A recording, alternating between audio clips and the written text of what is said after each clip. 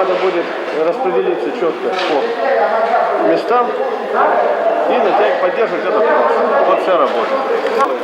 Мы останемся там, вы постараетесь быстро спуститься, чтобы они быстро поднялись. Одного оператора не держать вверх. Я всегда носил на руке наручные часы с большой секундной стрелкой. И еще имел небольшой циферблат на этих часах, на которых указывались минуты. 202, я 210, нахожусь рядом с зоной К. Что передать?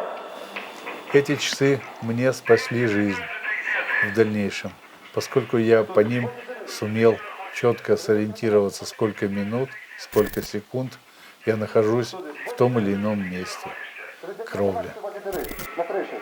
А здесь вот на зоне N выполняются работы, и кто-то стучит в рельс. Это, видимо, отказала сирена, которая должна была выйти. А может быть, стучат после того, как эта сирена повыла.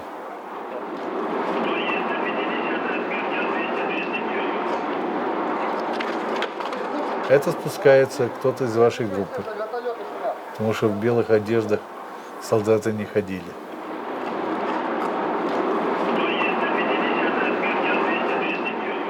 Кто-то из съемочной группы.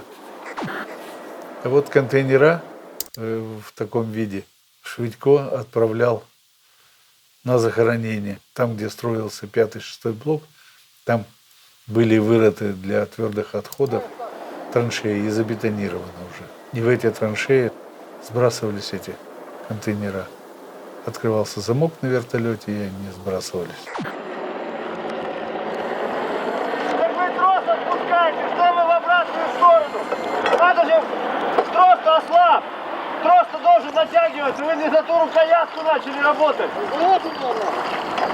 А вот ими командую я, поскольку они в воде, а я в кедах нахожусь на сухом месте. А солдаты, они вдобавок ко всему не переключили еще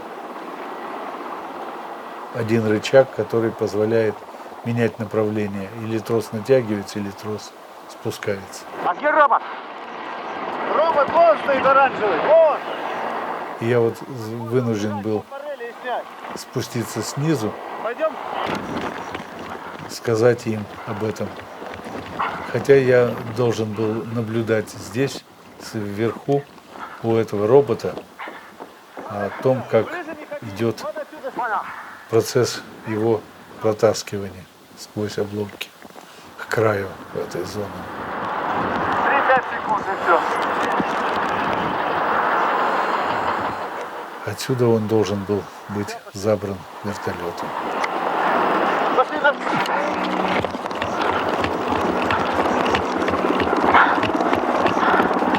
Камеру где? Так. Я вынужден был принять камеру из рук оператора, когда он пролезал в эту дыру в кровле. Дыра была пробита одним из парашютов со свинцовыми чушками. Случайно.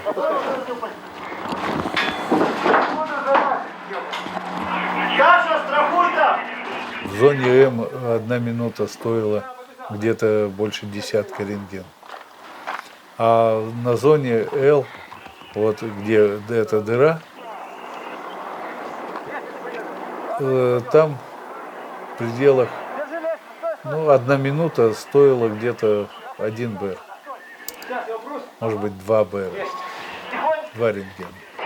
Кто у вас будет учет вести запись? Ну, химик у меня есть свой. Химик, да, вот у меня тетрадочка есть. Возьмешь Они тетрадку. заряжены, все. Да, они заряжены и выставлены на 10 рентген. На Это 10. самая высокочувствительная зона. От 10 рентген до 20. Это наибольшая точность показаний. Как у любого профессионала, у меня было 2 дозиметра. Один я сдавал, а второй я имел для себя. Тот, который сдавал, тот, конечно, имел меньшие показания, поскольку при 20 БРах я должен был покинуть эту зону и вернуться на прежнее место работы для компенсации полученной дозы облучения. 201. Я 210. Прием. Вот за 1986 год официальная доза на дозиметре, который я сдавал, 144 БР. Об этом соответствующая справка есть.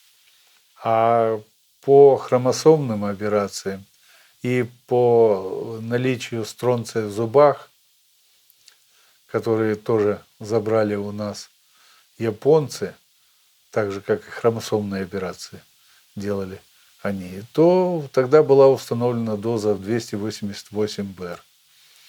Эта доза позднее была подтверждена Институтом биофизики. Тоже по хромосомным операциям они установили, что около 300 БР доза облучения. Ну, я не считаю, что именно эта доза получена. Получено было намного больше. Я потому что помню не намного больше. То есть в пределах где-то 350 БР. Я очень хорошо запомнил состояние свое, когда я не смог пошевелить нормально ни рукой, ни ногой, когда постоянно тошнило и постоянно шла какая-то слизь, и не было совершенно аппетита. В зоне нет генерала. Как поняли? Прием.